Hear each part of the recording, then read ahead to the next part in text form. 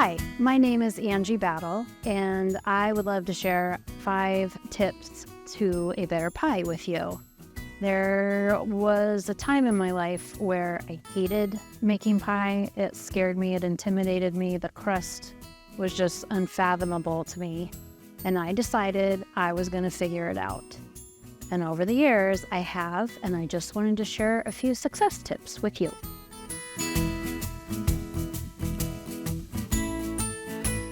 Stop while you're ahead.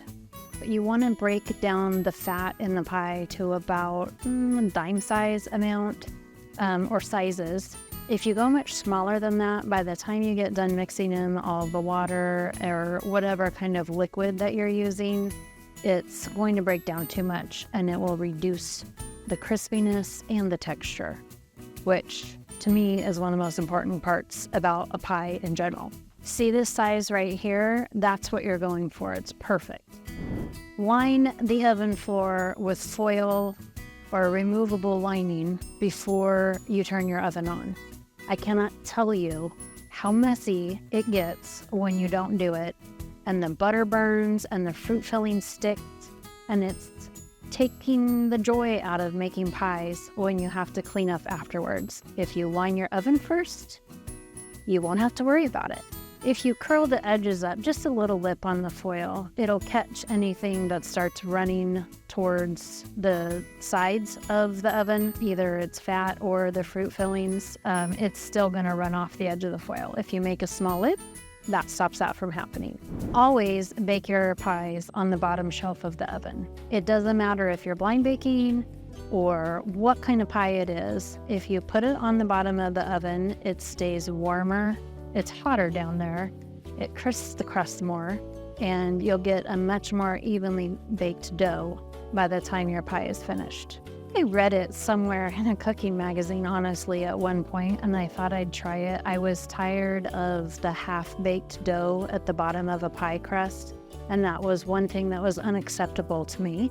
So I tried it, and sure enough, it worked. And I would never, ever make a pie doing something else otherwise. Even if you're making 4 pies and you can't fit them all in at the same time, do it one by one. You'll have a much better product at the end. Any sort of a runny filling, you want to blind bake your crust first. Blind baking.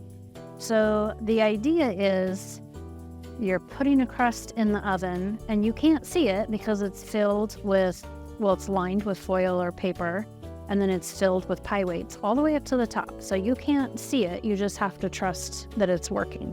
Like if you're doing a pumpkin pie for Thanksgiving, traditionally people would never blind bake a crust, they just throw the filling in and bake it.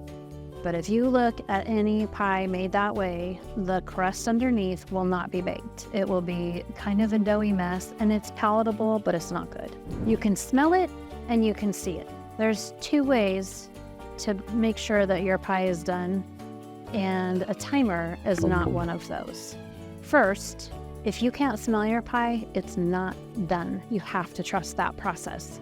If it's starting to get brown on the edges and you still can't smell it, put a pie shield around the edges, line it with foil, do something. You could even turn the temperature down a little bit, but do not take it out if you cannot smell it. It's foolproof. The second one would be you can see it. Every fruit pie has vents in the middle of some sort, because if you don't, your pie crust will tend to break apart while it's baking. If you can't see fruit filling bubbling up from the very center of those vents, it's not finished. Once you can see even the first bubble, you know you've got a perfect pie filling. I hope these 5 tips have helped you learn how to make the pie making experience a lot more enjoyable and successful. If you have any tips, I'd love to hear them. Drop us a line below or follow us on social media.